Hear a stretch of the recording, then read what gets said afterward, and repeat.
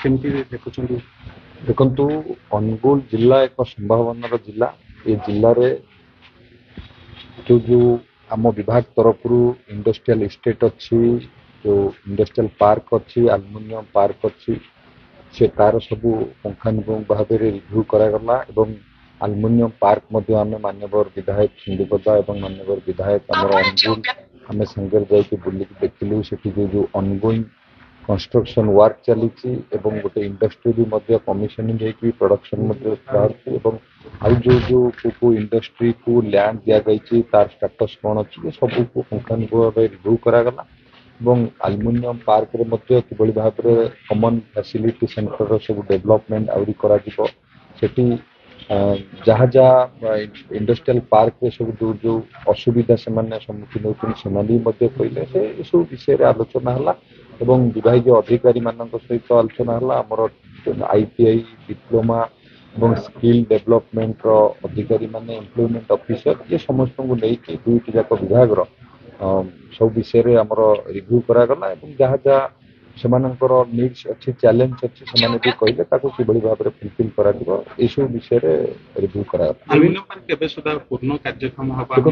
ଦେଖନ୍ତୁ ଆଲୁମିନିୟମ ପାର୍କରେ ଆପଣ ଯଦି ଦେଖିବେ ବିଭିନ୍ନ ଇଣ୍ଡଷ୍ଟ୍ରି ସେଠି ତାର କନଷ୍ଟ୍ରକ୍ସନ ୱାର୍କ ମଧ୍ୟ ଷ୍ଟାର୍ଟ କରିଛନ୍ତି। ପର୍ଯ୍ୟାୟକ୍ରମେ ସେଠି ଲୁମିନସ୍ ଏକ ବଡ଼ ଇଣ୍ଡଷ୍ଟ୍ରି ମଧ୍ୟ ସେଠି ବ୍ୟାଟେରୀ ସେଠି ପ୍ରଡକ୍ସନ ହେବ। ତାର ମଧ୍ୟ ଏଇ ଅକ୍ଟୋବର ନଭେମ୍ବର ଭିତରେ ତାର କମ୍ପ୍ଲିସନର ଡେଟ୍ ଅଛି ଏବଂ ଆହୁରି ମଧ୍ୟ ଅନେକ ଆଲୁମିନିୟମ ଯୋଉ ଡାଉନଷ୍ଟ୍ରିମ୍ ଇଣ୍ଡଷ୍ଟ୍ରି ସେଠି ହେଉଛି, ଆହୁରି ବହୁତ ଗୁଡ଼ିଏ ଇଣ୍ଡଷ୍ଟ୍ରି ମଧ୍ୟ ତାଙ୍କର କିଏ ବାଉଣ୍ଡରୀ ୱାଲ୍ ଷ୍ଟାର୍ଟ କରୁଛି, କିଏ ଏରିଆ ଗ୍ରେଡିଂ ଷ୍ଟାର୍ଟ କରୁଛି। ସେସବୁ କାମ ଯେତେବେଳେ ପୂର୍ଣ୍ଣାକ୍ଷମ ହେଇଯିବ ନିଶ୍ଚିତ ଭାବରେ ସମସ୍ତ ପ୍ରଡକ୍ସନ ଷ୍ଟାର୍ଟ ହେବ, ପୂର୍ଣ୍ଣାଙ୍ଗ ଆଲୁମିନିୟମ ପାର୍କ ହେବ ଏବଂ ତାକୁ କିଭଳି ଭାବରେ ଯଥାଶୀଘ୍ର ସେ ପୂର୍ଣ୍ଣାଙ୍ଗ ହେବ ସେଥିପାଇଁ ମଧ୍ୟ ବିଭାଗୀୟ ଅଧିକାରୀଙ୍କୁ ନିର୍ଦ୍ଦେଶ ଦିଆଯାଇଛି ତାଙ୍କୁ ସବୁ ପ୍ରକାର ସହଯୋଗ କରି ତାକୁ ଆଗେଇ ନେବା ପାଇଁ। DMF ଫଣ୍ଡ ବ୍ୟବହାର ହେଇପାରୁନି ବୋଲି ସବୁବେଳେ ଗୋଟେ ଅଭିଯୋଗ ଯେ ଅନୁଗୁଳରେ ଅନେକ ପରିମାଣରେ DMF ପାଣ୍ଠି ପଡ଼ି ରହିଛି, 3800 କୋଟିରୁ ଅଧିକ ଟଙ୍କାର ଅଛି, ତାକୁ କେମିତି ବିନିଯୋଗ କରାଯିବ? ଯେହେତୁ DMF ଫଣ୍ଡ ଆଜି ତ ଆମର ଯାହା ଇନଫ୍ରାଷ୍ଟ୍ରକ୍ଚର ୱାର୍କ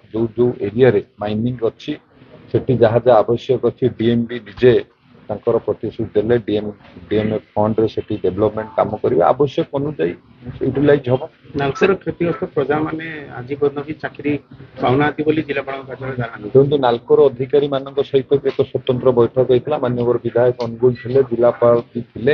ସେଠି ଯାହା ସମସ୍ୟା ଅଛି ସେମାନେ ଜିଲ୍ଲାପାଳଙ୍କ ସାମ୍ନାରେ ଆମ ସମସ୍ତେ ବସିଥିଲୁ, ଜିଲ୍ଲାପାଳ ବି ଥିଲେ ଆମ ସାମ୍ନାରେ, ସେମାନେ ଆଶ୍ୟର କରିଛନ୍ତି ସେ ଇସ୍ୟୁକୁ ଯେତେ ଶୀଘ୍ର ସେମାନେ ରିଜଲ୍ଭ କରିବେ ଏବଂ ଜିଲ୍ଲାପାଳଙ୍କ ଦ୍ୱାରା ତାର ପରବର୍ତ୍ତୀ ସମୟରେ ମାନ୍ୟବର ବିଧାୟକ ମଧ୍ୟ ସେଠି ଉପସ୍ଥିତ ରହି ସେସବୁ ସମାଧାନ କରିବା ପାଇଁ ମଧ୍ୟ ସେମାନେ ମଧ୍ୟ ପ୍ରତିଶ୍ରୁତି ଦେଇଛନ୍ତି। ସାର୍, JSW ପୋସ୍କୋ ଗୋଟେ 6 ମିଲିୟନ ଟନର ଷ୍ଟିଲ୍ ପ୍ଲାଣ୍ଟ ବସାଇବେ ବୋଲି ଇଣ୍ଡିଆରେ ଏବଂ ପ୍ରୋବାବଲି ଓଡ଼ିଶାରେ ବୋଲି ବି ସେମାନେ ତାଙ୍କର ଯୋଉ ପ୍ରେସ୍ ରିଲିଜ୍ ଦେଇଛନ୍ତି, ଆମେ କହିବା ଯୋଉ ଆଶା ଥିଲା ଯେ ପୋସ୍କୋ ପୁଣି ଫେରିବ ଓଡ଼ିଶାକୁ। ଦେଖନ୍ତୁ, ଆଗରୁ ମୁଁ ଆପଣଙ୍କୁ କହିଥିଲି ମାନ୍ୟବର ମୁଖ୍ୟମନ୍ତ୍ରୀଙ୍କ ଉପରେ ଭରସା କରି ତାଙ୍କର ଦୂରଦୃଷ୍ଟି ସମ୍ପନ୍ନ ନେତୃତ୍ୱକୁ ଭରସା କରି ବହୁ ଇଣ୍ଡଷ୍ଟ୍ରି ଏବେ ଓଡ଼ିଶାକୁ ଆସୁଛନ୍ତି। ଆମର ଇଣ୍ଡଷ୍ଟ୍ରି ଫ୍ରେଣ୍ଡଲି ଆମେ ଯୋଉ କାମ କରୁଛୁ ଏବଂ ଆମର ପଲିସି ଏବଂ ଯୋଉଭଳି ଭାବରେ ସରକାର ମାନ୍ୟବର ମୁଖ୍ୟମନ୍ତ୍ରୀ ଗୁରୁତ୍ୱ ଦେଇକି ଶିଳ୍ପ କ୍ଷେତ୍ରରେ ଅଭିବୃଦ୍ଧି କରିବା ପାଇଁ ଓଡ଼ିଶାରେ ପ୍ରୟାସ ଆରମ୍ଭ କରିଛନ୍ତି। ଶିଳ୍ପପତିମାନେ ଓଡ଼ିଶା ଉପରେ ଭରସା କରୁଛନ୍ତି, ଓଡ଼ିଶାକୁ ପ୍ରଥମ ପସନ୍ଦ ମଧ୍ୟ ଶିଳ୍ପପତିମାନେ ଏବେ କରୁଛନ୍ତି। JSW ତାର 6 ମିଲିୟନ ମେଟ୍ରିକ ଟନର ଏକ ଇଣ୍ଟିଗ୍ରେଟେଡ ଷ୍ଟିଲ୍ ପ୍ଲାଣ୍ଟ କରିବା ପାଇଁ କେଉଁଝରରେ ମଧ୍ୟ ଆଗରୁ ସେ ମଧ୍ୟ ଆମ ସହିତ ମଧ୍ୟ ମୁଁ ମଧ୍ୟ କରିଥିଲା Utkarsh Odisha make in Odisha conclave ଏବଂ ଆପଣମାନେ ଯୋଉ କଥା କହୁଛନ୍ତି ଯେ ପୋସ୍କୋ ସହିତ ସେମାନେ MOU କରିଛନ୍ତି ଏବଂ ସେମାନେ MOU କଲା ପରେ ଓଡ଼ିଶା ତାଙ୍କର ପ୍ରଥମ ପସନ୍ଦ ବୋଲି ସେମାନେ ମତ ଦେଇଛନ୍ତି। ନିଶ୍ଚିତ ଭାବରେ ଆମେ ବି ସ୍ୱାଗତ କରୁଛୁ ଯଦି ଓଡ଼ିଶାକୁ ସେମାନେ ପସନ୍ଦ କରୁଛନ୍ତି। ଆମେ ସବୁ ପ୍ରକାର ସହଯୋଗ କରିବା ପାଇଁ ସବୁବେଳେ ଆମ ବିଭାଗ ତରଫରୁ ଆମ ସରକାରଙ୍କ ତରଫରୁ ଆମେ ପ୍ରସ୍ତୁତ ଅଛୁ। ଯିଏ ଆସିବ ଆମେ ନିଶ୍ଚିତ ଭାବରେ ସବୁ ପ୍ରକାର ସହଯୋଗ ଯୋଗାଇ ଦେବୁ। ସାର୍, ପୋସ୍କୋ କୋଉଠି ତାହେଲେ କେନ୍ଦୁଝରରେ ହବ ନା ପାରାଦୀପରେ ହବ? ଆପଣଙ୍କୁ ଏତିକି ମୁଁ କହିଲି ଯେ ଯୋଉ ଇଣ୍ଡଷ୍ଟ୍ରି ଓଡ଼ିଶା ଆସୁଛନ୍ତି ଆମ ବିଭାଗ ତରଫରୁ ସରକାରଙ୍କ ତରଫରୁ ଆମେ ପ୍ରସ୍ତୁତ ଅଛୁ ସବୁ ପ୍ରକାର ସହଯୋଗ କରିବୁ।